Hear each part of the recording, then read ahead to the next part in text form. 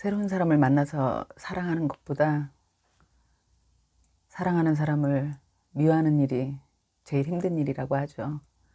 그 힘든 일이 너무 힘이 들어서 미련이 남고 후회가 남아서 다시 시작해 보거나 다시 인연을 맺고 싶어 하는 사람들, 그럴 경우 어떻게 하는 게 좋을까요? 오늘은 그런 얘기를 해보겠습니다. 안녕하세요. 강서구에 살고 있는 50세대 우수아입니다. 앞에서도 말씀드렸듯이 헤어진 이후에 이 사람을 다시 잡고 싶다. 그런 생각이 들 때 어떻게 하면 좋을까? 물론 그 사람이 도박을 하거나 폭력을 쓰거나 바람을 피우는 그런 쓰레기 같은 사람이라면 시도조차 할 이유도 없죠. 왜냐면 그런 쓰레기를 옆에 두는 건 결국 나도 폐기물이 될 수밖에 없거든요. 그럴 땐 지금 조금 아프더라도 도려내는 게 깨끗하고 예쁜 새살이 돋아날 수 있는 기회이기도 하니까요. 그렇지만 너무 좋은 관계였는데 서로의 그 자존심을 다치기 싫어서 고집을 좀 부리다가 그 감정이 격해져서 그 순간에 격해진 감정으로 맞이한 이별이라면 미련이 남죠. 당연히 인간인데. 그럴 경우 어떻게 하면 좋을까? 이제 다시 아침에 자고 일어날 때는 정말 단단한 관계로 시작하는 게 좋잖아요. 그리고 사람은 절대로 고쳐서 쓰는 게 아니거든요. 사람을 고쳐서 쓰려고 하면 안 되고 내가 고칠 수 있는지를 보는 게 맞는 것 같아요. 그러니까 일단 시간을 주세요. 근데 나는 이 시간을 조금 두면 완전히 멀어질 것 같아서 겁이 난다. 그럼 어차피 잡아놔도 언젠가는 튕겨져 나갑니다. 그렇게 해서 나갈 사이면 언젠가는 끝이 나는데 단지 그 시간이 조금 길어지는 것 뿐이에요. 결국 도려낼 걸 단칼에 딱 도려내고 상처를 봉합하면 빨리 나을 걸 왜 질질질 끌면서 피를 철철 흘리죠? 그럴 필요는 없잖아요.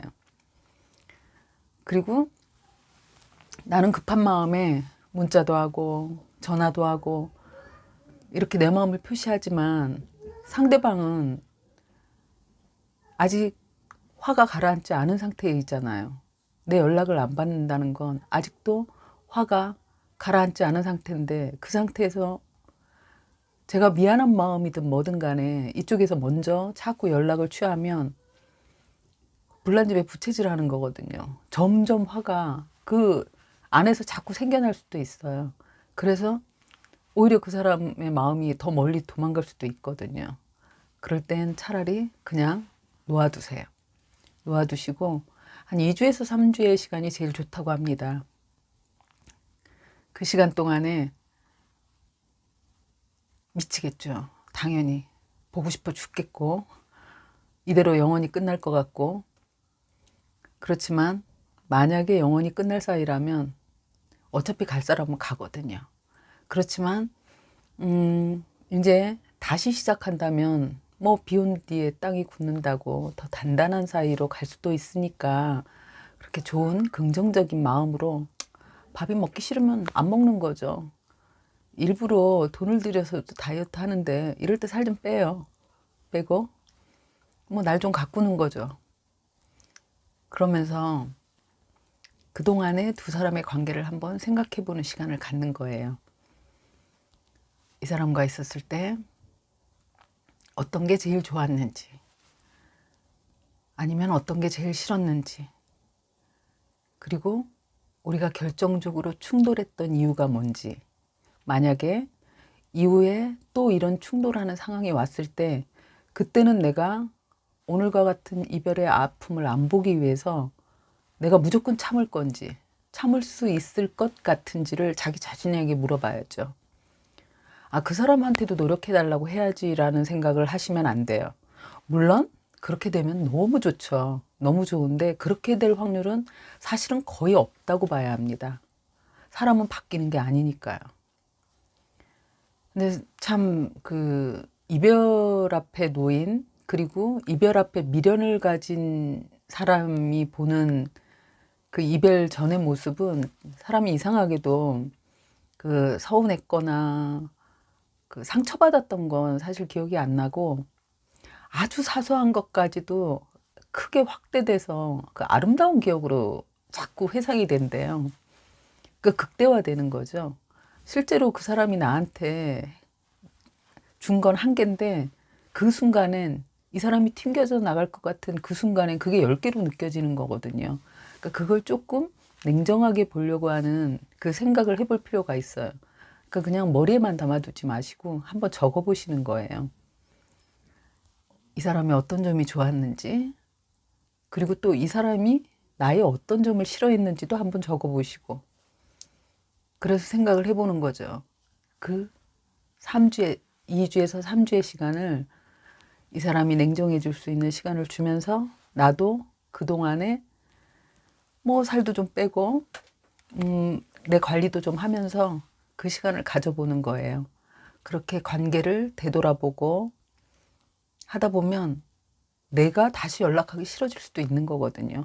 제일 중요한 건 우리가 부딪혔던 그 꼭지점을 어떻게 해결할 수 있을지, 거기에 대한 해답을 찾지 못한다면 이 관계는 만나도 다음에, 사람은 살다 결국 돌고 도는 거거든요. 상황이라는 건.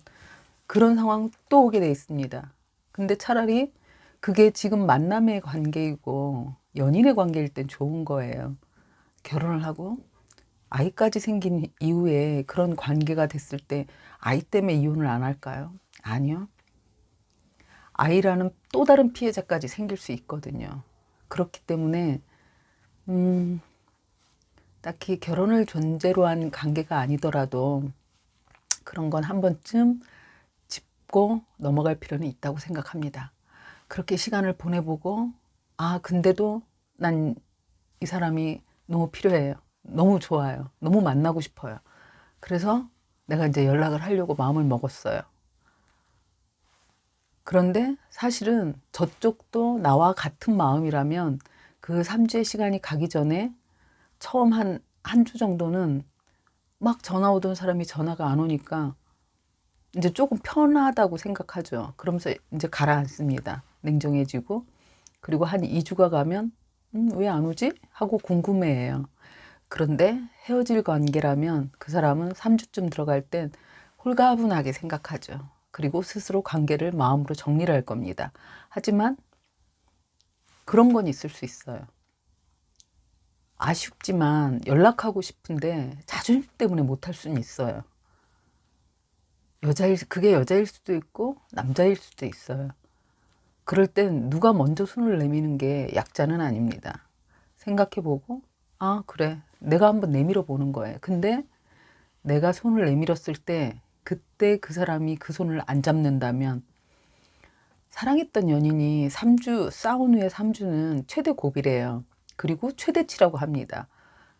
그러니까 정서적 사랑의 거리의 최대의 시간이래요. 근데 그 시간에 손을 내밀어서 안 잡았다면, 그건 별로 희망이 없는 관계라고 하네요. 그러면 보내야죠. 왜냐면 그때도 다시 내가 매달려서, 그 사람이 심성이 착하고 여린 사람이고 우유부단한 사람일 경우 관계를 지속할 수는 있습니다. 하지만 언젠간 결국 다시 튕겨져 나갈 사람이에요. 그럼 나는 그냥 뭐 나르시시스트한테 끌려다니는 코디펜던트처럼 늘 그런 관계 속에서 끌려다녀야 하거든요. 그런 관계를 원하시는 게 아니라면 그때는 나도 손을 놓아야죠. 지금 당장 둘이 있는 게 중요한 게 아니라 앞으로 두 사람이 엮어갈 긴 시간을 생각해서 정말 함께 가고 싶은 사람인지 내 마음을 먼저 들여다보고 내 마음에게 먼저 물어보세요. 지금 당장 손에 닿는 온기, 귓속으로 들어오는 달콤한 말, 그게 아쉬워서 매달리지 마시고, 갈 사람은 어차피 가게 되어 있습니다. 재회가 미련의 다른 이름이 되어서는 안 되거든요. 정말 둘의 관계를 단단하게 하는 그런 계기가 되어야지. 헤어질 때의 원인이 해소되지 않은 감정적 미련 때문에 하는 재회는 결국은 이별을 전제로 한 상처의 봉합일 뿐이거든요. 사람은 절대 바꿀 수 없고 내가 바뀔 수 있는지를 생각해 보시고 그리고 손을 내미시기 바랍니다. 나 자신에 대한 무한 신뢰, 나 자신에 대한 무한 사랑. 내가 행복해야 상대도 행복하게 해줄 수 있고 모두가 행복할 수 있습니다. 그걸 잊지 마시고 행복한 그런 손길이 되시기 바랍니다. 감사합니다.